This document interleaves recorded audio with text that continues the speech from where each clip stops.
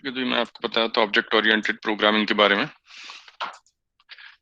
कि function oriented आपके पास programming होती है। This is about function oriented कि जो जैसे आपने सी प्रोग्रामिंग पढ़ी तो वहां पर आप फंक्शंस बनाते हैं। Like we have created main function के अंदर आप अपने डिक्लेरेशंस और जो एग्जीक्यूटेबल स्टेटमेंट्स हैं जो आप प्रॉब्लम सॉल्व करना चाह रहे हैं वहीं पर स्टोर कर देते हैं and you can run the program. ठीक है, so in this programming language in C you are designing a function. ठीक है, आप जो है एक फंक्शन डिजाइन कर रहे हैं and with the help of that function you are writing your program. ठीक है, आपने इस तरह से प्रोग्राम लिखा है। ठीक है,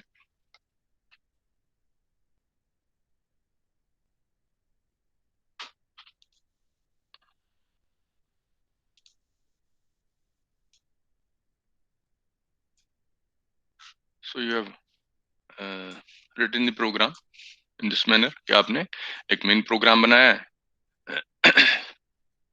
and in this program you can write your instructions. ठीक है, आप अपने इंस्ट्रक्शंस यहाँ पर जो है लिख सकते हैं। And in function oriented design we are just trying to solve the problem with the help of some function or procedure. That's why this is called procedure oriented programming or function oriented programming. ठीक, तो हम इसे function oriented programming बोलते हैं। तो C आपकी जो है वो function oriented programming को सपोर्ट करती है। This is also called procedural language। ठीक है, जो C लैंग्वेज है या जो दूसरी प्रोग्रामिंग लैंग्वेजेस हैं जो फंक्शन ओरिएंटेड डिजाइन को सपोर्ट करते हैं उनको हम कहते हैं फंक्शन ओरिएंटेड लैंग्वेजेस या प्रोसीजरल लैंग्वेजेस। ठीक है, there's another concept which is called object oriented design. ठीक है, ऑब्जेक्ट ओरिएंटेड डिजाइन में we try to design objects and then we try to solve the problem. ठीक है, इसमें आप क्या कर रहे हैं, पहले आप ऑब्जेक्ट्स को आइडेंटिफाई कर रहे हैं। मैंने आप लोगों को एक एग्जांपल दिया था लास्ट टाइम कि अगर आप लाइब्रेरी के लिए कोई फंक्शन बनाना चाहते हैं, कोई सॉफ्टवेयर बनाना चाहते हैं, ठीक है, you want to automate the processes in library, तो आपको अगर सी लैंग्वेज बना रहे हैं, this is function oriented. C आपकी जो है वो फंक्शन ओरिएंटेड है, तो यहाँ पर आपको क्या करना पड़ेगा, फंक्शन ओरिएंटेड। ठीक है, then you need to design different functions which are required to solve this problem. ठीक है, आपने आइडेंटिफाई की which are the functions that are required to solve this problem. अब आपको लाइब्रेरी के लिए प्रोग्राम बनाना है तो आप इसमें वन बाय वन जो है वो सारे फंक्शंस बना सकते हैं। आपने कहा कि सबसे पहले अगर कोई स्टूडेंट आएगा तो उसको रजिस्टर करना चाहिए, so you declared a function for registration. if the student is already registered तो उसका अगला प्रोसेस क्या होगा, then the student will try to search the books। so how to search through computer, कैसे कंप्यूटर के through आप जो है सर्च करवाएंगे बुक्स को, तो उसके लिए आपको एक प्रोसेस चाहिए। अगर आप सर्च करवा रहे हो उसमें आप बाई ऑथर नेम करवा सकते हैं या बाई टाइटल करवा सकते हैं। दोनों फैसिलिटीज आपने वहां पर स्पेसिफाई कर दी, you can search by title और बाई ऑथर। तो ये आपके पास सर्च में दो वर्जन हो सकते हैं। अगर आपने बुक फाइंड कर लिए, you have found that book is available in the library, then you will request for issue। ठीक है, तो आपने इशू के लिए कुछ प्रोसीजर बनाना पड़ेगा so that there's some entry about book, the book has been issued to first to such and such a student। तो इसके लिए you need a function, तो उसके लिए आपने एक फंक्शन इशू करने का बना लिया। when you are returning the book, आप जब रिटर्न करने को आएंगे तब भी आपको यही चीज करनी पड़ेगी कि आप रिटर्न करेंगे then it should be remove from your entry. ठीक है, अब आपने जो बुक में कंप्यूटर में एंट्री है या लेजर में एंट्री है वहां पर कि student X has been issued this book, तो जब स्टूडेंट एक्स उसको रिटर्न करता है तो उसके अकाउंट में से हट जानी चाहिए। ठीक है, अगर आप रिटर्न कर रहे हैं और लेट हो जाते हैं then how to calculate fine, इसका कुछ फंक्शन होना चाहिए। If you have asked for a book that is not available in the library, then you will need to order the book। Librarian को अगर लगता है बहुत रिक्वेस्ट आ रही कोई ऐसी बुक है जो लाइब्रेरी में अवेलेबल नहीं है and you are going or all of the students are going and asking about the same book, तो लाइब्रेरियन जो है वो उसको ऑर्डर भी कर सकता है कि भाई इस बुक की बहुत डिमांड है, this book should be available in the library. ठीक है, तो इस तरह से आप लाइब्रेरी अगर बनाने की कोशिश कर रहे हैं ऑनलाइन या कंप्यूटराइज, तो आपको देखना पड़ेगा कि इतने सारे फंक्शन हैं जिनकी आपको जरूरत पड़ेगी। ठीक है, अगर आप फंक्शन ओरिएंटेड डिजाइन करते हैं। On the other hand if you try to use Java language which supports object oriented programming, here you can define different objects which are involved in the process of library management. ठीक है, आप जो library manage करने की कोशिश कर रहे हैं उसमें आप देखें कौन कौन से ऑब्जेक्ट्स इन्वॉल्व हैं। So you can say readers are involve.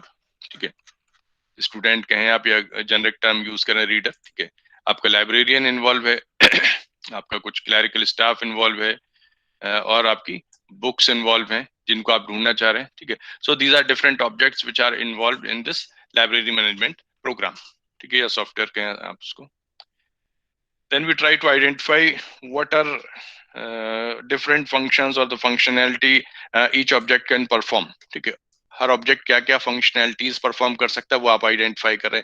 आप करें कि रीडर है, ठीक है, जो लाइब्रेरी को यूज करेगा तो वो क्या काम करेगा। सबसे पहले आप कैसे इशू करेंगे बुक उसको, तो the reader need to register in the library. तो आपने कहा कि जो रीडर है उसको रजिस्टर करना पड़ेगा। ठीक है, रीडर अगर रजिस्टर्ड है तो अपने लॉगिन आईडी से लॉगिन कर जाएगा, फिर वो बुक्स को सर्च कर सकता है। ठीक है, अगर बुक उसको अवेलेबल है then he can ask for issue of the books. ठीक है, आपने लाइब्रेरी में जाके बुक सर्च करी ऑनलाइन और आपको मालूम हुआ कि हाँ बुक अवेलेबल है, आपने अपना कार्ड दिया और बुक जो है वो आपको हार्ड कॉपी उसकी इशू हो गई। then you came back after 2 weeks or 4 weeks or 1 week or on the same day and you return the book। ठीक है, आप बुक रिटर्न करते हैं तो रिटर्न में आपका लेट हो सकता है, जल्दी हो सकता है। अगर जल्दी तब तो कोई प्रॉब्लम नहीं, अगर लेट होता है then fine will be calculated. तो ये सब फंक्शनैलिटीज जो है वो यूजर के लेवल पर आ रहे हैं, रीडर के लेवल पर। लाइब्रेरियन के लेवल पर अगर आप देखें तो जो रजिस्ट्रेशन का काम है, ठीक है, रीडर ने अप्लाई किया रजिस्टर करने के लिए लाइब्रेरी में, उसको अप्रूव कौन करेगा, the librarian will approve the registration process. ठीक है, आपने कहा कि आप जो है एक स्टूडेंट हैं, डिप्लोमा इंजीनियरिंग कर रहे हैं, then librarian may allow you to register in the library. someone else, some third person comes and asks for registration who is not the student of women's polytechnic, then the librarian will deny the facility। ठीक है, librarian जो उस चीज को deny कर देगा until unless the library is a public library। ठीक है, पब्लिक लाइब्रेरी तो फिर कोई भी रजिस्टर कर सकता है वहां पर। so it will depend on the type of library, which type of library you are going to use or which type of library you are going to implement with the help of computer। ठीक है, कौन सी library है जिसके लिए आप उसको implement करने की कोशिश कर रहे हैं।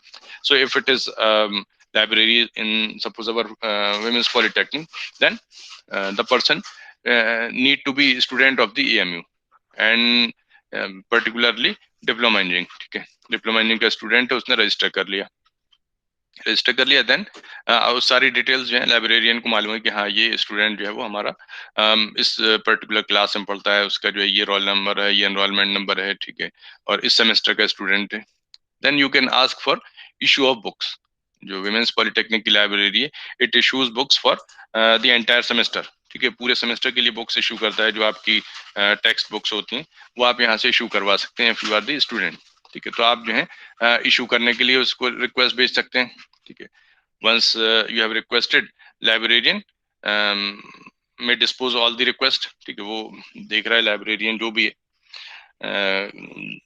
रिक्वेस्ट आती है, then and the librarian will take the necessary action।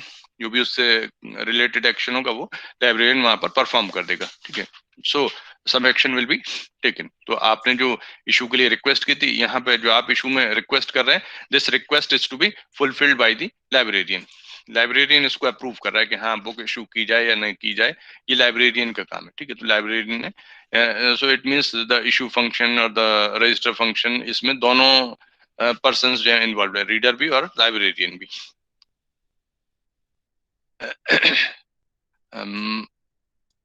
ये आपका ऑर्डर बुक्स के लिए था, ये रिटर्न के लिए था कि अगर यूजर जो है वो रिटर्न करता है तो रिटर्न में भी दोनों ही पार्टीज इन्वॉल्व होंगी। जो यूजर है वो रिटर्न करेगा और जो लाइब्रेरियन है या जो क्लरिकल स्टाफ है वो उसको रिसीव करेगा और उसकी करस्पॉन्डिंग एंट्री फिल करेगा रजिस्टर में कि हाँ इस पर्सन को आपने लाइब्रेरी से बुक इशू करी थी और अब ये उसकी नाम में से हटा ली जाए, बुक वापस आ गई। ठीक है, अगर आपकी कोई बुक नहीं अवेलेबल है लाइब्रेरी में, देन द लाइब्रेरियन में ऑर्डर द बुक्स। ठीक है, student can not order, student can ask for the books. अब आप जाते हैं बुक सर्च करते हैं, नहीं मिलती तो आप रिक्वेस्ट करते हैं लाइब्रेरियन की, सर प्लीज या मैडम प्लीज जो है ये पर्टिकुलर बुक जो है वो मंगवा दी, हमें लाइब्रेरी हमारी क्लास में इसकी जरूरत पड़ रही है। ठीक है, तो इस तरह से आपका प्रोसेस हो सकता है, but you can not order. जो स्टूडेंट हैं या जो रीडर्स हैं, they can not order the books.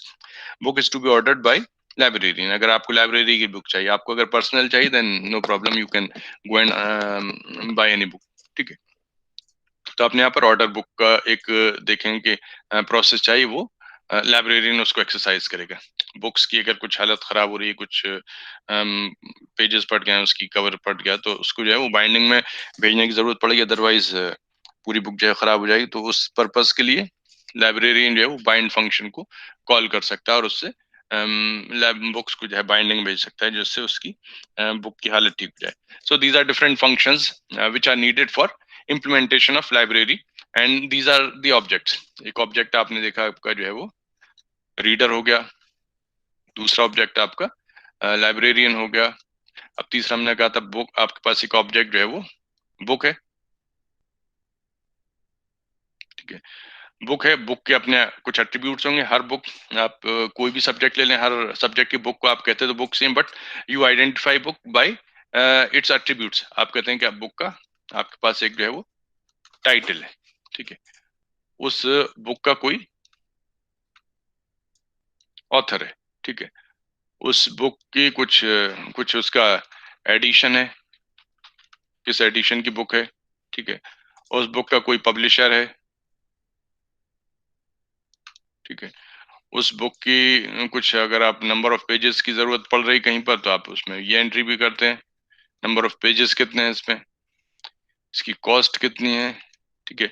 मान लीजिए कोई स्टूडेंट लेके जाता है बुक, अगर उसकी खो जाती है या उससे डिस्ट्रॉय हो जाती है, कुछ भी हो जाता है, anything happens to the book, then the student need to submit the cost of the book. तो बुक की कॉस्ट भी कहीं ना कहीं जो है वो आपके पास अवेलेबल होनी चाहिए, कि अगर बुक हो गई तो स्टूडेंट उसको कंपनसेट कैसे करेगा।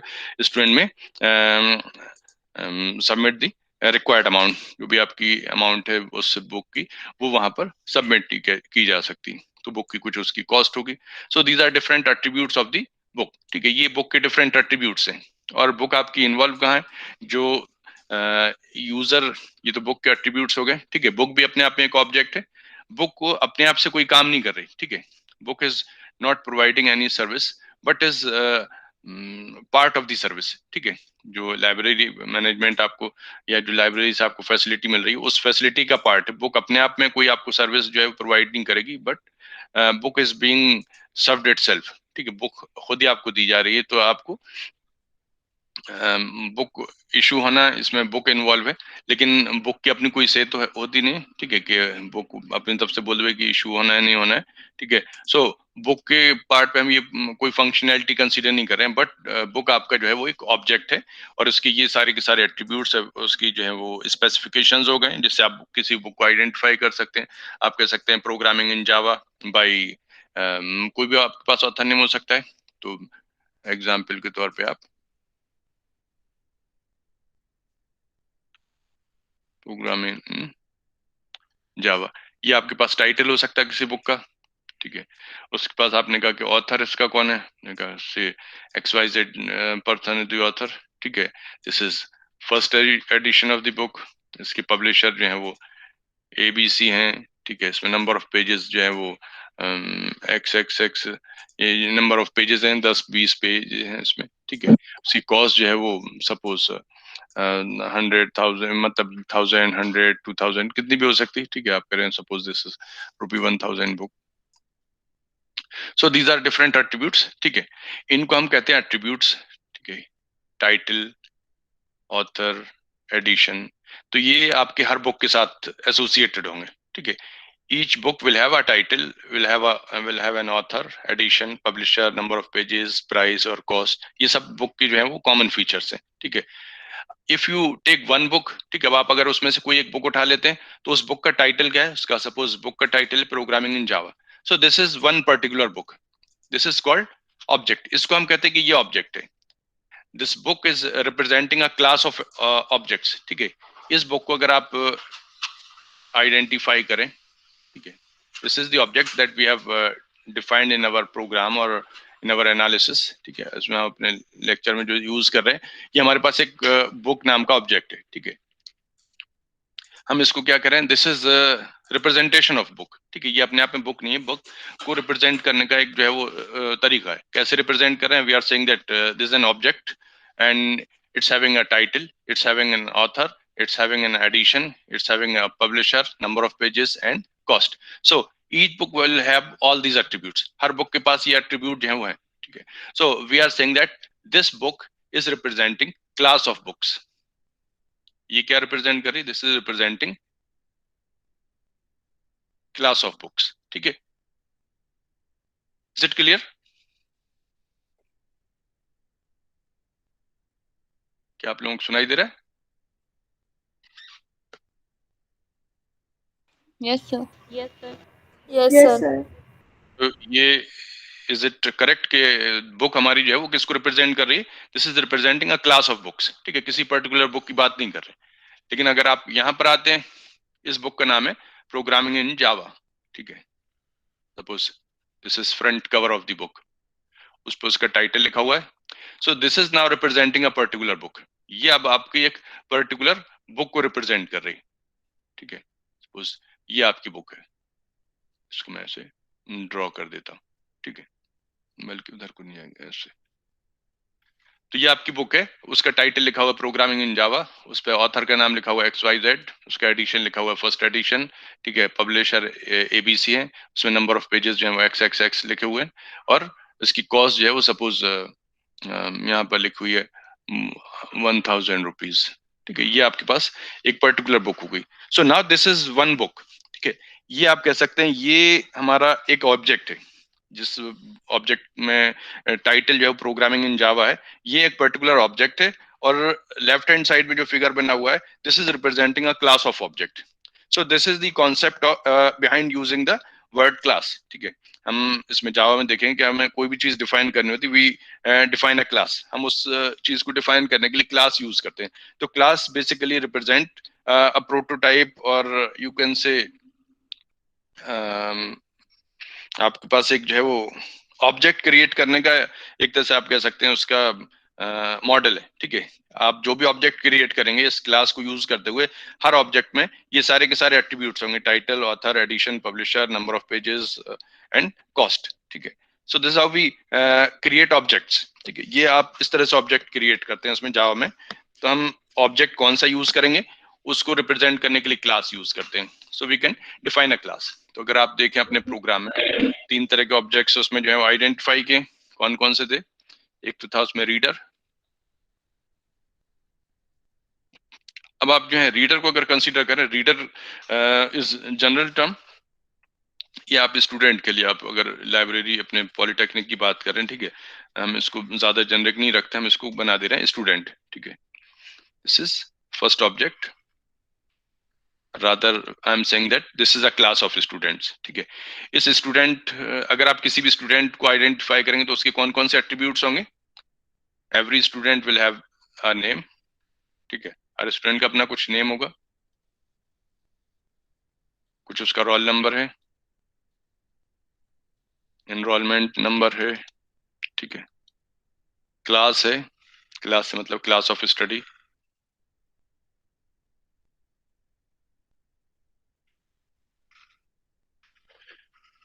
ठीक है. These are some attributes of the object. जो हमारा स्टूडेंट है, हर स्टूडेंट की ये सारे के सारे एट्रीब्यूट्स होंगे. ऐसा आपने कोई स्टूडेंट देखा जिसका नाम ना हो? No, sir. है ना. Otherwise how will you identify? अगर मान लिया आप में से किसी का नाम ना हो, then how will I call the student? तो उसको हम जो है कैसे आइडेंटिफाई करेंगे स्टूडेंट के नेम को? Will identify the student by name and by roll number.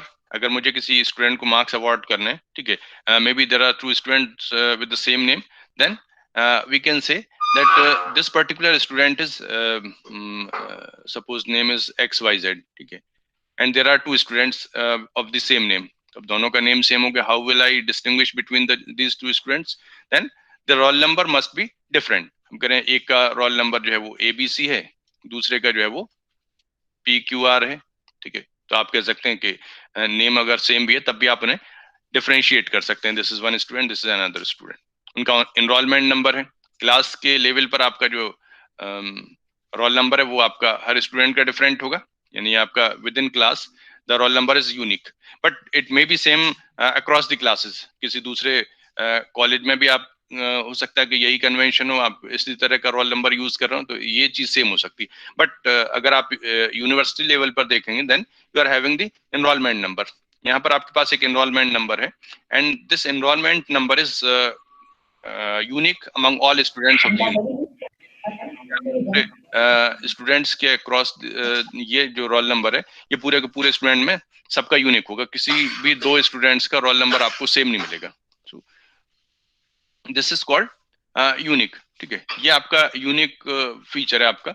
And the must be at least one attribute on the basis of which you can uniquely identify an object। ठीक है, कम से कम एक attribute ऐसा जरूर, one of the attribute ऐसा होना चाहिए जिससे आप यूनिकली किसी भी स्टूडेंट को आइडेंटिफाई कर सकें। आप करें कि आपका रोल नंबर जो है वो है suppose GM1234।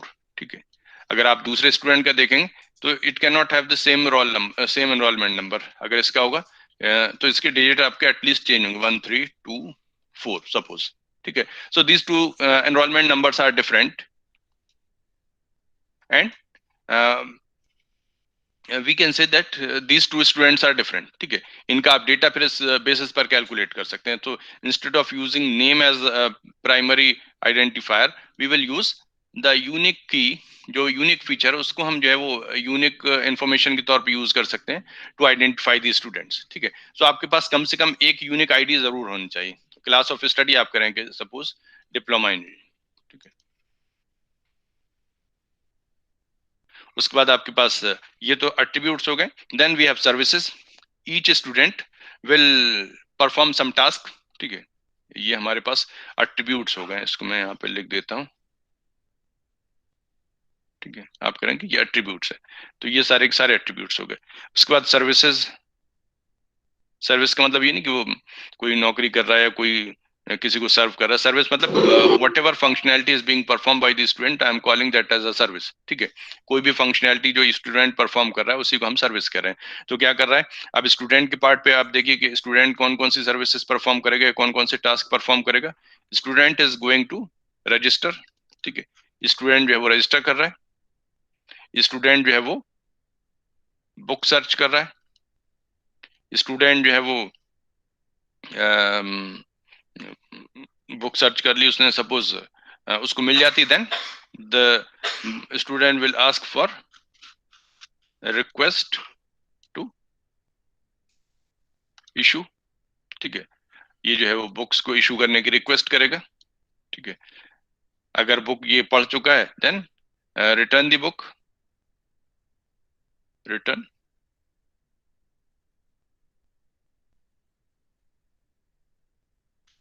These are the services or the functionality of the student। ठीक है, ये स्टूडेंट के पार्ट पर आपकी फंक्शनैलिटीज जो है हो गई। कोई भी स्टूडेंट होगा, अब आप अगर किसी पर्टिकुलर स्टूडेंट की बात करते हैं, ये तो एक इसको भी आप कह सकते हैं this is representing a class of student, not a particular student. ठीक है, नेम हर स्टूडेंट के पास होगा, रोल नंबर हर स्टूडेंट के पास होगा, एनरोलमेंट नंबर हर स्टूडेंट के पास होगा, class of study her student के पास होगी। हर स्टूडेंट जो है वो रजिस्टर कर सकता है, सर्च कर सकता है, रिक्वेस्ट कर सकता है इशू के लिए, रिटर्न कर सकता है books. So this student is representing a class of student. ठीक है, ये एक पर्टिकुलर स्टूडेंट की बात नहीं हो रही, this is representing a class of student. ठीक है, तो ये आपका क्या रिप्रेजेंट कर रहा है, it is representing class of students. यानी हम पूरी स्टूडेंट फ्रेटर्निटी को जो है एक तरह से आइडेंटिफाई कर रहे हैं। सो उस फ्रेटर्निटी को ही हम जो है क्लास का नाम दे रहे हैं, this is class of student. ठीक है, अब अगर आप इसी किसी पर्टिकुलर स्टूडेंट की बात करते हैं, say suppose you are saying the student name is, मैं अपना ही नाम लिख देता हूँ। ठीक है,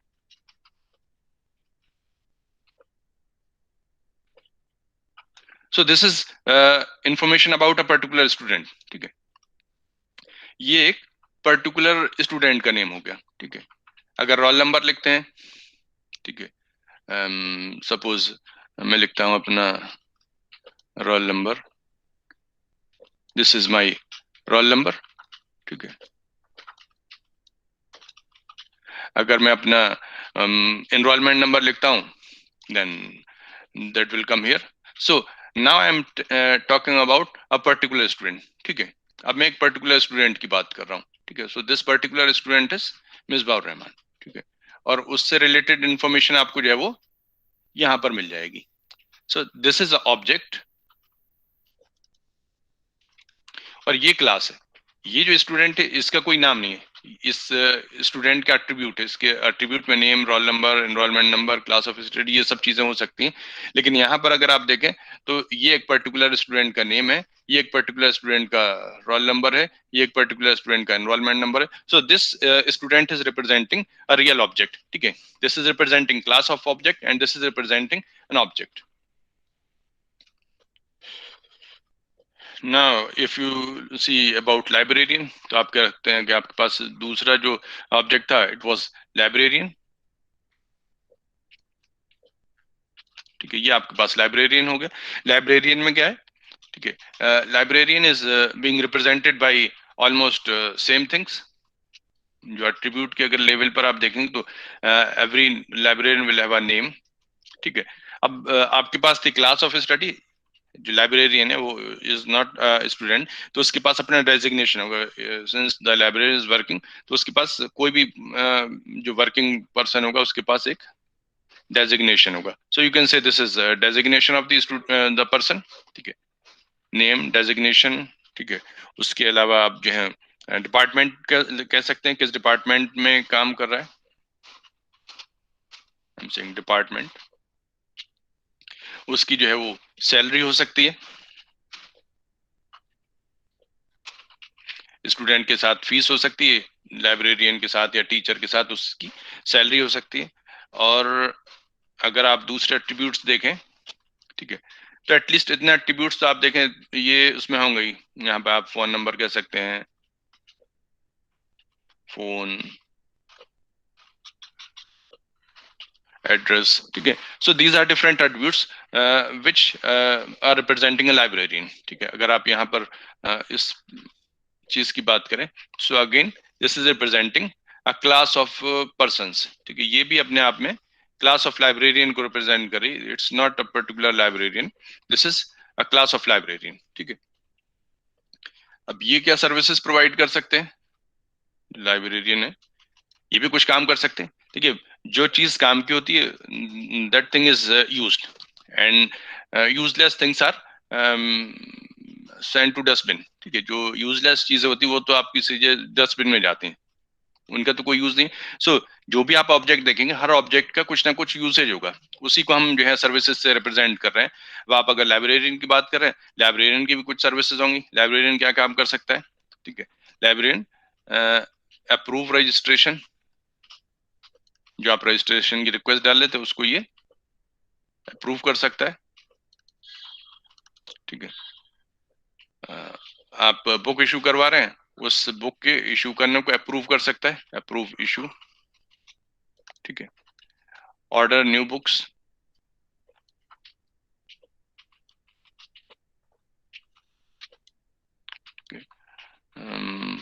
send books for maintenance,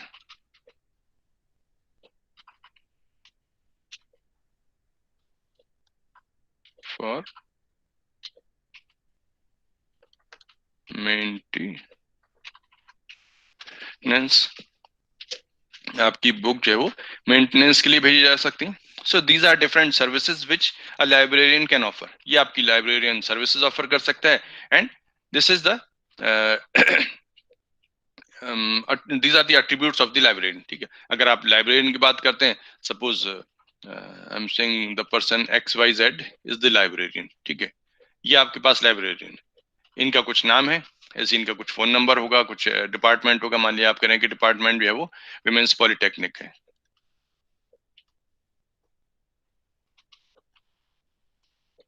ठीक है। This is name of the department, ठीक है, विमेंस पॉलिटेक्निक। तो ये एक पर्टिकुलर लाइब्रेरियन की बात हो गई जो विमेंस पॉलिटेक्निक में वर्क कर रहा है। So this is the real object. अगर आप इसकी बात करते हैं तो ये आपका एक पर्टिकुलर ऑब्जेक्ट है, ठीक है। So this is the object and this is class of objects, ठीक है। तो ये भी आपके पास again this is representing class of librarians, यानी आप किसी भी लाइब्रेरियन को रिप्रेजेंट करने के लिए इस क्लास को जो है वो यूज कर सकते हैं, ठीक है। नाउ ये जो आपके पास एट्रीब्यूट्स हैं, ठीक है, these are called attributes of the object, and these attributes are hidden from outside world. ये आपके पास outside world से hidden है. No one can modify these attributes. ये जो attributes हैं इनको कोई outside the object है इनको modify नहीं कर सकता है. ठीक है, अब हम इसके object oriented के अगर features देखते हैं, ठीक है,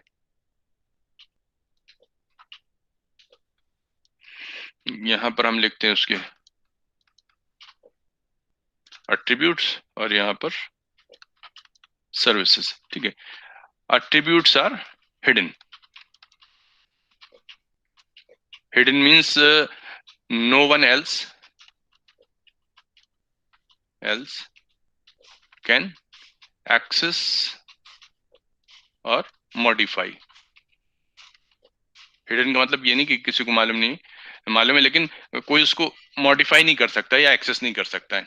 ठीक है, और सर्विसेज जो है these are public, ये hidden नहीं, and everyone can access, everyone can access or avail. हर कोई इन सर्विसेज को अवेल कर सकता है या एक्सेस कर सकता है, और एट्रीब्यूट्स को कोई भी एक्सेस नहीं कर सकता और कोई भी इनको जो है मॉडिफाई नहीं कर सकता है. ठीक है, तो ये जो है हमारा जो अच्छा, इसमें देखिए कि जैसे आपने सी में प्रोग्राम बनाया था. ठीक है, सी में अगर आप कोई डेटा डिक्लेयर करते हैं, if you have declared I, then that I can be used in the main throughout. आप पूरे मेन के अंदर उस आई को कहीं पर भी यूज कर सकते हैं. You can modify that I. ठीक है, आप चाहे उसे किसी फंक्शन भेज दें तो फंक्शन के अंदर भी आपका जो आई है वो वेरिएबल एक्सेस हो सकता है, मॉडिफाई हो सकता है. ठीक है, so we and if we declare a variable in the global scope, अगर आप उसको मेन से ऊपर डिक्लेयर कर देते हैं तो फिर वो कहलाता है आपका ग्लोबल वेरिएबल और external variable, and that variable can be accessed in all functions. फिर उसको कोई भी फंक्शन मॉडिफाई कर सकता है. लेकिन अगर मॉडिफिकेशन के हिसाब से it is easy to modify, but इसके साथ ही प्रॉब्लम भी है कि आपका वेरिएबल हर कोई अगर मॉडिफाई कर सकता है, then it's difficult to keep the track of modifications कि किस किसने इसको मॉडिफाई किया, उसका ट्रैक रखना जो है मुश्किल हो जाता है. ठीक है, और यही प्रॉब्लम्स जब आपके सॉफ्टवेयर इवॉल्व होना शुरू हुए तो उनके साथ स्टार्टिंग में यही प्रॉब्लम आई कि जो है वो एक वेरिएबल 10 जगह मॉडिफाई हो रहा है. अब आप एक फंक्शन में मॉडिफाई नहीं कर रहे और फिर भी उसकी वैल्यू चेंज हो रही. जब आप प्रिंट करते हैं तो कुछ और आती है, उससे पहले जब आप स्टार्ट करते हैं फंक्शन तब वैल्यू कुछ आ रही है, और जब आप उससे एग्जिट करते हैं तब वैल्यू कुछ आ रही है, जबकि आपने उस वेरिएबल को डायरेक्टली मॉडिफाई नहीं किया है. So what's happening, some other function is modifying that variable. ठीक है, उस वेरिएबल को कोई दूसरा फंक्शन जो है मॉडिफाई कर रहा है. So how to handle this situation? So it was suggested कि आप जो ग्लोबल वेरिएबल्स हैं उनको मिनिमम नंबर ऑफ टाइम्स जो वो यूज करें. Global variables should not be used to a large extent. Is that clear? ठीक है, आपके पास जो एट्रीब्यूट्स हैं उनको हमने हिडन कर दिया है. इसमें हिडन करने का फायदा क्या हो रहा है? Now no one can access, and since nobody is accessing, then these variables are safe and no one will be able to modify these variables neither intentionally nor accidentally. यानी जो आपके पास hidden attributes हैं, ये attributes आप देख सकते हैं but modify नहीं कर सकते हैं. Since you cannot modify, then these are safe. और इसको हम कहते हैं डेटा एब्स्ट्रैक्शन. ठीक है, जो हमारा डेटा है ये डेटा हाइडिंग हो गया, जो हमने इसकी डेटा को हाइड कर दिया है, यानी ये एक्सेसिबल नहीं है. You can think about some fan. ठीक है, आप जहां पर भी बैठे होंगे आप देखेंगे आपके आसपास कोई ना कोई फैन होगा. ठीक है, फैन को अगर आप देखें तो आपको जो नजर आ रहा है वो what's that, that is the fan. ठीक है, आप इसको कंसीडर कर सकते हैं दिस इज एन ऑब्जेक्ट. ये जो आपका फैन है ये एक ऑब्जेक्ट है, और इस ऑब्जेक्ट में सर्विसेज क्या मिल रही? You can switch it on और you can switch it off. आप फैन को ऑन कर सकते हैं या ऑफ कर सकते हैं. ठीक है, अगर आप फैन को देखें, से suppose this is the fan, ये आप करें कि ये आपका फैन है. इसमें आपके पास जो एट्रीब्यूट्स हैं वो क्या है? आप कह सकते हैं कि इस फैन का कुछ मेक है.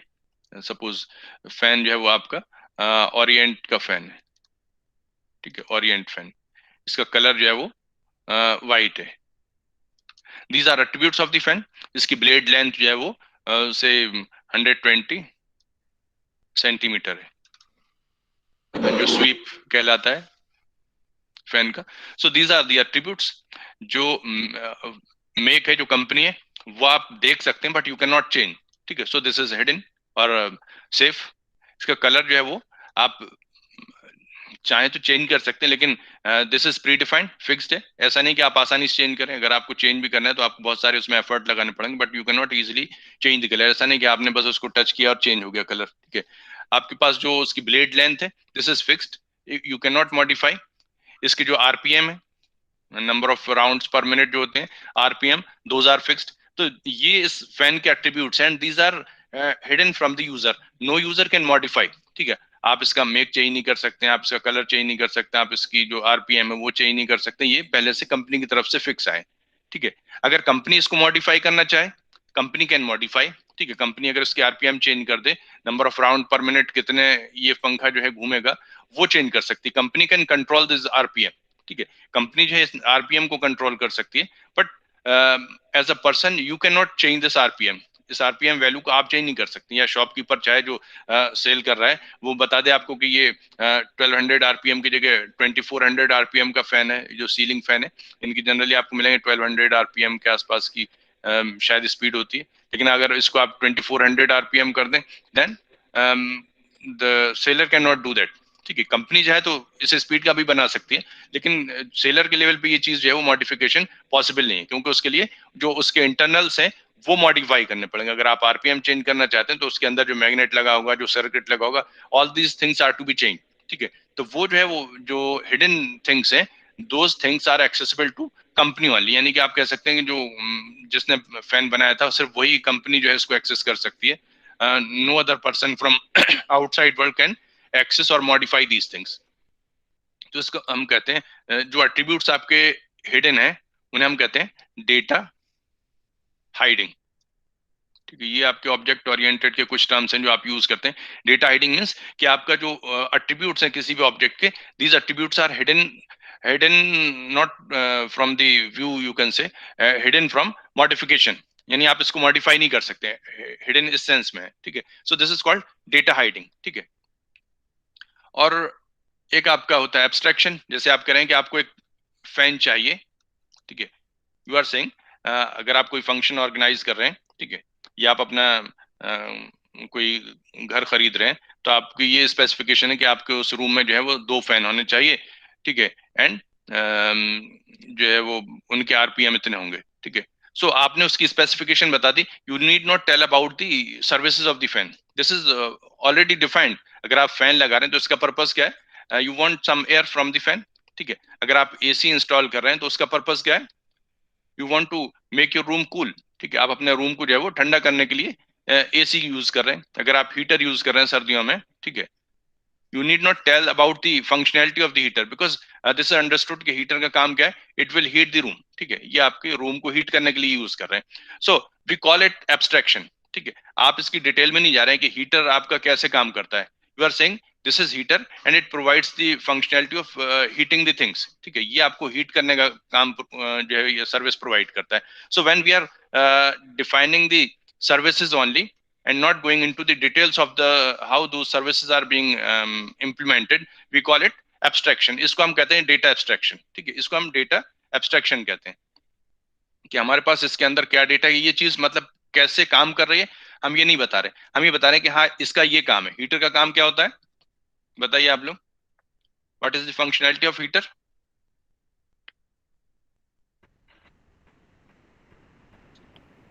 Am I audible or not? बताइए। यस सर, हीट प्रोवाइड करना। हीट प्रोवाइड करता है। एसी का काम क्या है? ये आपका रूम को ठंडा करने का काम करता है। ठीक है, यस फैन सर। ये आपका हवा देने का काम करेगा। अगर आप यहाँ पर एक टेलीविजन लगा लें, ठीक है, आप कह रहे हैं कि आपने एक टीवी स्क्रीन लगा रखी है, ठीक है, ठीक है, ये टीवी लगाओ, तो इसका पर्पस क्या है? आप कुछ एंटरटेनमेंट पर्पस के लिए जो है वैसे लगा रहे हैं। So we are not about, we are not concern about किस कंपनी का है। ठीक है, अगर आप कहीं जाते हैं, कहीं होटल में रुकते हैं, तो आपकी रिक्वायरमेंट होती है कि उस रूम में जो है वो टीवी लगाना चाहिए। किस कंपनी का होगा, यू आर नॉट कंसर्न, ठीक है, किसी भी कंपनी का टीवी लगाओ, ठीक है। आप कह रहे हैं कि रूम में जो है वो टीवी अवेलेबल होना चाहिए। होटल रूम में अगर आप जा रहे हैं, एक टीवी अवेलेबल होना चाहिए, एसी अवेलेबल होना चाहिए, you are searching all these facilities. तो ये चीज जो प्रोवाइड कर रहे हैं, इसे हम कहते हैं एब्स्ट्रैक्शन, ठीक है। हम इसकी डिटेल में नहीं जा रहे कि टीवी जो है कैसे काम करता है, टीवी की वर्किंग क्या होती है, टीवी में चैनल जो है वो कैसे आएंगे, टीवी में आपके पास इंटरनेट से कनेक्टिविटी आ रही है या टीवी जो है वो आपका सेट टॉप बॉक्स से काम कर रहा है। You are least bothered about all these things. You are bothered about how the entertainment will be provided in your room. कैसे आपके रूम में जो है एंटरटेनमेंट प्रोवाइड होगा, आपको तो उससे मतलब है। तो आपने कह दिया आपको एक टीवी होना चाहिए रूम में। So you are not concern about how the hotel और the restaurant will provide all these things. आपको उससे मतलब नहीं, आपने तो अपनी रिक्वायरमेंट बता दी कि हमें ये चाहिए। तो इसी चीज को हम कहते हैं एब्स्ट्रैक्शन, ठीक है। जो चीज आपको चाहिए, आपने कहा कि हमें एक ऑब्जेक्ट चाहिए, इस ऑब्जेक्ट का नाम ए है और ये हमें एक्स सर्विस प्रोवाइड करेगा और ये वाई सर्विस प्रोवाइड करेगा, ठीक है। So we are just telling about the services that are required by the object A. तो आपने कह दिया हमारे पास एक ऑब्जेक्ट ए है जो ये सर्विस प्रोवाइड करता है। तो इस चीज को हम कहते हैं डेटा एब्स्ट्रैक्शन, डेटा एब्स्ट्रैक्शन, ठीक है। We are describing the object in abstract terms, ठीक है। एब्स्ट्रैक्ट टर्म मतलब आप उसकी डिटेल में नहीं जा रहे हैं, आप उसको सिर्फ एब्स्ट्रैक्ट वे में जो है वो रिप्रेजेंट कर रहे हैं। आपने उसकी सर्विसेज बता दी, आपको इन सब चीजों से मतलब नहीं कि ये कैसे प्रोवाइड होगा, कैसे काम करता है। आप कह रहे हैं बस इससे ये सर्विस आपको चाहिए, ठीक है। तो आपने कहा कि हमने एक ऑब्जेक्ट ए यूज कर लिया। तो whenever we are designing a software, we are just telling how many objects are needed and what functionality are being provided by these objects. वो ऑब्जेक्ट कैसे फंक्शनैलिटी प्रोवाइड करते हैं, आपको starting में इससे मतलब नहीं। जब आप इसके डिजाइन फेज में जाएंगे तब इन चीजों के ऊपर भी हम जो है वो डिस्कस करेंगे। लेकिन जब आपको सिर्फ ऑब्जेक्ट को आइडेंटिफाई कर रहे हैं, तो आपको इससे मतलब नहीं कि ऑब्जेक्ट जो है काम कैसे करता है। आप तो बस ये आइडेंटिफाई कर रहे हैं कि हाँ, ये ऑब्जेक्ट है और ये काम इससे लेने चाहिए हमें, या इसको ये सर्विसेज प्रोवाइड करनी चाहिए। तो इसको हम कहते हैं डेटा एब्स्ट्रैक्शन, ठीक है। और डेटा हाइडिंग क्या हो गया, हम कह रहे हैं कि ऑब्जेक्ट हमारा, उसके कुछ एट्रीब्यूट्स हैं and these attributes can not be change by outside world. Outside world का मतलब होता है ऑब्जेक्ट के अलावा जो भी चीज है that is considered as outside world. So no one can change the internals और the attributes of the object. कोई भी उसके एट्रीब्यूट्स को चेंज नहीं कर सकता है, उसे हम कहते हैं डेटा हाइडिंग, ठीक है। तो दूसरा फीचर आपके पास ये है। तीसरा, आपको जैसे मैंने ऑब्जेक्ट बताया था, ठीक है। आप कह रहे हैं कि आपके पास एक ऑब्जेक्ट है, इसके कुछ एट्रीब्यूट्स हैं और उसकी कुछ सर्विसेज हैं, ठीक है। एंड एज ए होल इस पूरे यूनिट को हम कह रहे हैं कि ये हमारा ऑब्जेक्ट है, दिस इज द ऑब्जेक्ट, ठीक है। हम ऑब्जेक्ट किसे कह रहे हैं, इस पूरे यूनिट को कह रहे हैं, जो हमारे पास एट्रीब्यूट्स हैं और जो सर्विसेज हैं, we are calling it as object. इस पूरे कंपोजिशन को हम जो है वो ऑब्जेक्ट कह रहे हैं, ठीक है। दिस इज अवर ऑब्जेक्ट, ठीक है। तो इस ऑब्जेक्ट में क्या क्या चीजें, वी हैव इनकैप्सुलेटेड, ठीक है। अगर आप देखें तो हमने इस बाउंड्री के अंदर इसको इनकैप्सुलेट किया है, ठीक है। इनकैप्सुलेट मतलब हमने उसे एक बाउंड्री के अंदर बंद कर दिया। वी हैव इनकैप्सुलेटेड एट्रीब्यूट्स, ठीक है। ये कुछ एट्रीब्यूट्स हैं और ये कुछ सर्विसेज हैं, ठीक है। आप कह रहे हैं कि these are some attributes and these are some services which are being offered by the object, और ये उसके एट्रीब्यूट्स हैं। यानी आपको सर्विसेज ऑफर करने के लिए इन सब चीजों की जरूरत पड़ेगी। तो आपने इस पूरे कॉम्बिनेशन को बना लिया है and this is called data encapsulation, जिसे हम कहते हैं डेटा नहीं, ये आपका इनकैप्सुलेशन कहलाता है, ठीक है। इसको डेटा को तो हम कर ही रहे हैं, कंबाइनिंग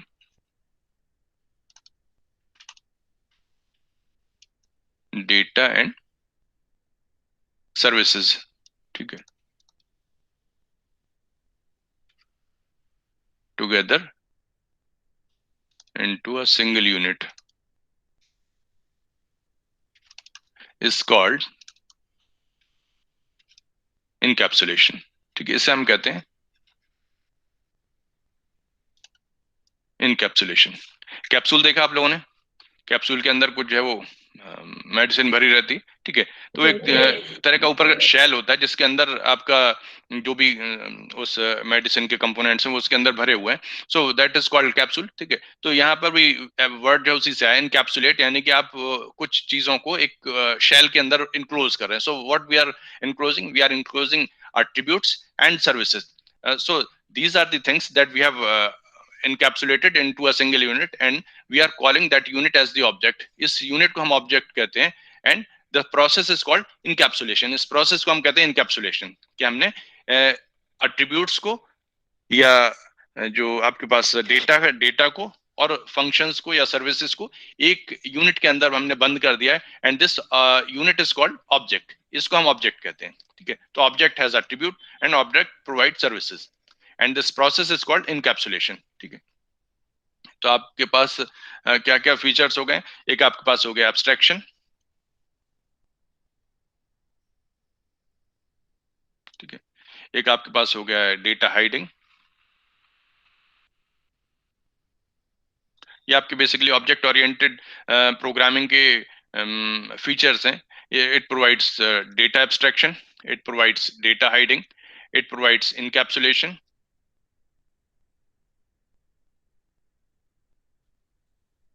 ठीक है, इनकैप्सुलेशन हो गया. उसके बाद फिर कुछ और एडिशनल एट्रीब्यूट्स आते हैं. ये तो आपको बेसिक एट्रीब्यूट्स हो गए.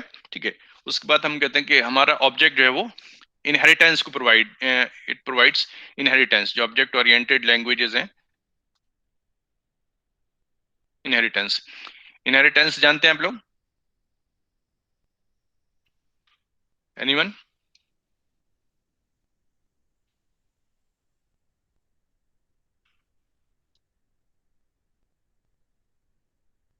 ठीक है, जो पेरेंट्स होते हैं उनकी प्रॉपर्टीज जो है वो उनके चाइल्ड इनहेरिट करते हैं. इसे कहते हैं हम इनहेरिटेंस. ठीक है, यानी जो चाइल्ड की प्रॉपर्टीज होती हैं वो पेरेंट से मिली हुई हैं. ये आपके पास कोई भी चाइल्ड है, जो भी उसके पेरेंट्स हैं. ठीक है, ये पेरेंट के जो जितने भी चाइल्ड होंगे इन सब की प्रॉपर्टी जो है वो, यानी जो पेरेंट्स की प्रॉपर्टी है वो प्रॉपर्टीज जो है वो चाइल्ड में भी आ जाती हैं. ठीक है, अगर आप इमूवेबल प्रॉपर्टी की बात करें तो वो भी आपकी चाइल्ड को ट्रांसफर होती है. आप अगर फीचर्स की बात करें तो वो भी जो है पेरेंट से चाइल्ड में आते हैं. अगर आप देखेंगे तो जितने आपके रिलेटिव्स होंगे वो सब बता दें कि हाँ आपकी शक्ल जो है वो आपके पेरेंट्स से मिलती है. ठीक है, ऑल्दो अगर उन्होंने आपको पहले नहीं भी देखा होगा तब भी वो आपको पहचानेंगे, अच्छा ये आप जो है मिस्टर एक्स के बेटे हैं या मिस्टर एक्स की बेटी हैं. ठीक है, कैसे पहचान लेते हैं? Because your features are similar to your parents. आपके फीचर्स जो है वो पेरेंट्स से मिलते जुलते हैं. एग्जैक्टली पेरेंट्स की शक्ल नहीं, but still you are having some similar pattern. ठीक है, आपका फेस जो है उसी तरह का होगा, आपके आंख नाक जो भी आपके पास फीचर्स हैं वो सब आपके पेरेंट्स से मिलते जुलते होंगे. ठीक है, तो इस तरह से आइडेंटिफाई करते हैं. सो इसी प्रॉपर्टी को जो है वो यहाँ पर ऑब्जेक्ट ओरिएंटेड में भी यूज करते हैं कि अगर हमारे पास एक पेरेंट ऑब्जेक्ट है, we are calling it parent object. ठीक है, या बेस ऑब्जेक्ट, बेस ऑब्जेक्ट या बेस क्लास भी कह सकते हैं आप उसको. अगर आप इससे कोई नई क्लास क्रिएट करते हैं, चाइल्ड क्लास क्रिएट करते हैं या चाइल्ड ऑब्जेक्ट क्रिएट करते हैं. ठीक है, so what ever attributes the base class is having. ठीक है, आप करेंगे आपके पास जो बेस क्लास है, जो बेस ऑब्जेक्ट है, ठीक है, उसके जो फीचर्स हैं वो सारे के सारे फीचर्स जो हैं वो चाइल्ड क्लास में ऑटोमेटिकली ट्रांसफर हो जाते हैं. This is the concept behind inheritance in object oriented programming languages. जो आप इनहेरिटेंस पढ़ते हैं वो उसमें इसी फीचर को यूज किया जाता है कि आपके पास एक बेस क्लास ऑब्जेक्ट है and this base class object is having some properties, and when you are inheriting the properties from the base class, अगर आप बेस क्लास से एक्सटेंड कर रहे हैं, बेस क्लास के फीचर्स को यूज करना चाहते हैं तो उसके चाइल्ड में आप उसको यूज कर सकते हैं और उसको एक्सटेंड कर सकते हैं. यानी कि जो प्रॉपर्टीज बेस क्लास में है वो तो आपके पास अवेलेबल है ही, चाइल्ड अपनी प्रॉपर्टीज अलग से डेवलप कर सकता है और जो बेस क्लास से इनहेरिट करी है वो प्रॉपर्टीज एडिशनल है. So this is called inheritance, यानी कि inheriting the property of base class और दी पेरेंट क्लास. जो पेरेंट क्लास की प्रॉपर्टीज है उसको इनहेरिट करना जो है, इस प्रोसेस को हम इनहेरिटेंस कहते हैं and it is used widely in object oriented languages. ठीक है, इसको हम जो है यूज करते हैं. एक आपका इसमें होता है पॉलीमॉर्फिज्म. पॉलीमॉर्फिज्म, ठीक है, एक प्रॉपर्टी आपकी ऑब्जेक्ट ओरिएंटेड लैंग्वेज में है पॉलीमॉर्फिज्म. पॉलीमॉर्फिक नाम सुना है आपने? पॉलीमॉर्फिक ऑब्जेक्ट का किसी का या मटेरियल का आप नाम बता सकते हैं? Anyone?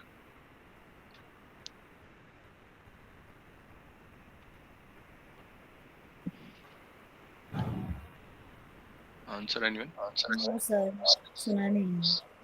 मैं पूछा पॉलीमॉर्फिज्म का नाम सुना आपने? पॉलीमॉर्फिक ऑब्जेक्ट का, पॉलीमॉर्फिक सब्सटेंस का किसी का नाम बता सकते हैं?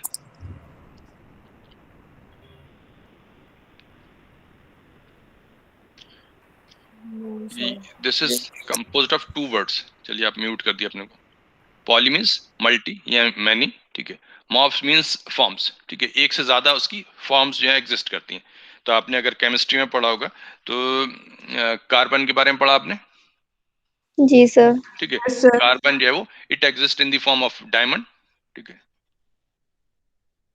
डायमंड की फॉर्म में भी एग्जिस्ट करता है। This is purest form of carbon. और कोल की फॉर्म में भी करता है। This is also pure form of, बल्कि आप इसको एक और कौन सी होती है, कार्बन की दूसरी फॉर्म कौन सी होती है प्योर फॉर्म? एक तो डायमंड होता है, ब्लू ग्रेफाइट। ग्रेफाइट, हाँ सॉरी, ग्रेफाइट, ठीक एक होता है मिनिस्टर। ठीक है। ये जो प्योरेस्ट फॉर्म ऑफ कार्बन है, सिर्फ कार्बन होता है, कुछ और नहीं होता है,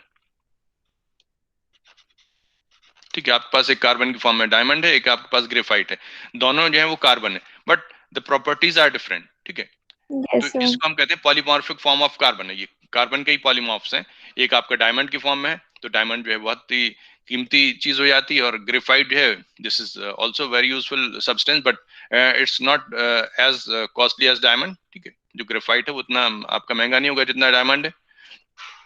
तो इनमें रीजन क्या है डिफरेंस का, कि ये है तो कार्बन, लेकिन इसकी जो बॉन्डिंग है वो डिफरेंट होती है। कार्बन में बॉन्डिंग जो है वो डायमंड में आपकी बॉन्ड से डिफरेंट होते हैं, कार्बन कार्बन के बीच में, और ग्रेफाइट्स के बीच में डिफरेंट होते हैं। ग्रेफाइट आपका जो है वो स्लाइड करता है, जबकि जो डायमंड में कार्बन के जो मॉलिक्यूल्स हैं वो इस तरह से अटैच रहते हैं कि this is one of the hardest material on earth, ठीक है। ये आपका हार्डेस्ट मटेरियल्स में से आता है। और जबकि ग्रेफाइट जो है वो सॉफ्ट होता है। This is hardest and this is soft material, ठीक है। तो ये इनमें डिफरेंस है। जबकि है किसके फॉर्म, है कार्बन के ही फॉर्म, इसको हम कहते हैं पॉलीमॉर्फ्स, ठीक है। इसी चीज को जो है वो ऑब्जेक्ट ओरिएंटेड प्रोग्रामिंग में यूज किया गया है, कि हम कहते हैं अगर कोई एक ही फंक्शन है आपका and it is behaving differently, जैसे आपका कार्बन जो है वो यहाँ डिफरेंटली बिहेव कर रहा है। एक जगह डायमंड है तो ये बहुत ही चमकदार हो गया है, और ग्रेफाइट है तो ये ब्लैक हो गया है, लुब्रिकेंट हो गया है, ठीक है। तो इस तरह का बिहेवियर चेंज हो गया इसका। ऐसे ही आपके पास डिफरेंट फंक्शंस हैं। आप करें कि आपके पास फंक्शन का नेम सेम है, ठीक है। सपोज आप करें ऐड, ठीक है, द फंक्शन इज ऐड। अगर आप ऐड करते हैं, if I am saying add and I am giving you 2 numbers, then what will be the answer? 2 और 3 को ऐड करेंगे तो क्या मिलेगा आपको? 5 मिलेगा, ठीक है। यू विल से 5, ठीक है। But if I add 2 strings, मैं कह रहा हूं अगर आप इन्हें ऐड करें, एक आपके पास है हेलो, एक आपके पास है वर्ल्ड, तो आपके पास आंसर क्या होगा? Hello world. हेलो वर्ल्ड होगा। तो how this addition is working differently. अब आप देखें तो ये हमारा ऐड फंक्शन, मैंने आपको कोई दूसरा नाम तो नहीं बताया, मैंने आपको कॉन्कैटिनेट नहीं कहा है, but I have just asked that when you are adding strings then you have concatenated automatically. मैंने आपसे नहीं कहा था कि आपको कॉन्कैटिनेट करना है, लेकिन आपने अपने दिमाग के हिसाब से ही लाया कि अगर आप 2 स्ट्रिंग्स को ऐड करते हैं तो ऑपरेशन क्या होगा? कॉन्कैटिनेशन। लेकिन आप अगर 2 नंबर्स को ऐड करते हैं देन आपने कहा कि हमारा एडिशन जो है वो इनके सम को रिप्रेजेंट करेगा, ठीक है। So this is behaviour of same function with different objects in a different manner, ठीक है। आपका फंक्शन सेम है, मैंने यहाँ भी आपको ऐड ही बोला था और यहाँ भी ऐड बोला है, ठीक है। ऐड 2 स्ट्रिंग्स, तो आपने दोनों स्ट्रिंग्स को ऐड कर दिया। कैसे ऐड किया? आपने 1 by 1 यानी उन्हें कंसेक्यूटिवली प्लेस कर दिया। पहले आपने लिख दिया हेलो, उसके बाद लिख दिया वर्ल्ड, एंड यू से दिस इज द आंसर, ठीक है, हेलो वर्ल्ड। और जब मैंने कहा 2 + 3 को ऐड करना है तो आपने बोला कि 5। So how this add function is behaving differently with different type of objects. This procedure और this property is called polymorphism. यानी कि हमारे पास फंक्शन एक ही है, फंक्शन का नाम क्या है? ऐड।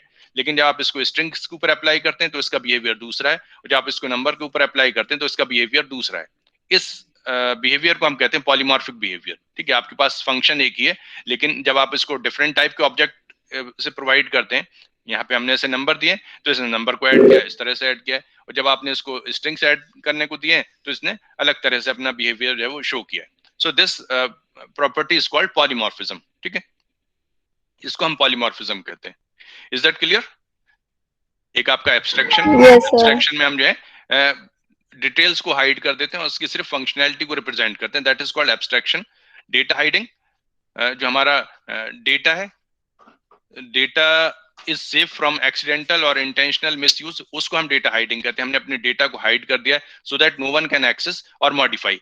अगर हमें मॉडिफाई करना हो तो हम अपने हिसाब से करेंगे। ठीक है, यानी आपके पास जो वॉलेट है किसी भी पर्सन का, ठीक है, वो उसका पर्सनल है, उसके अंदर जो चीज रखी हुई है वो हिडन है। ऐसा हिडन का मतलब ये नहीं कि वो पर्सन खुद एक्सेस नहीं कर सकता है, वो भी एक्सेस कर सकता है, लेकिन दूसरों के लिए ये हिडन है। ठीक है, this is not allowed for others to access the wallet of any other person. ठीक है, या कोई भी उसकी अपनी पर्सनल बिलोंगिंग है उसको नहीं एक्सेस कर सकते हैं। या जैसे आप लोग क्लास में जाते हैं, स्कूल में जाते हैं, आपका बैग रखा हुआ है, बैग इज योर ओन। ठीक है, आपका अपना बैग है, ओन बैग। ठीक है, आप अपने बैग में से कोई भी बुक निकाल सकते हैं, but no other person is allowed to take out the books. ठीक है, ऐसा अगर कोई दूसरा पर्सन आपके बुक से आपके बैग से बुक निकालेगा, that it will be considered as theft. उसको आप थेफ्ट कहेंगे। अगर आप अपने बैग से बुक निकालते हैं तो ऐसा तो नहीं कोई कहेगा कि हाँ आपने अपने बुक जो है वो चोरी कर ली।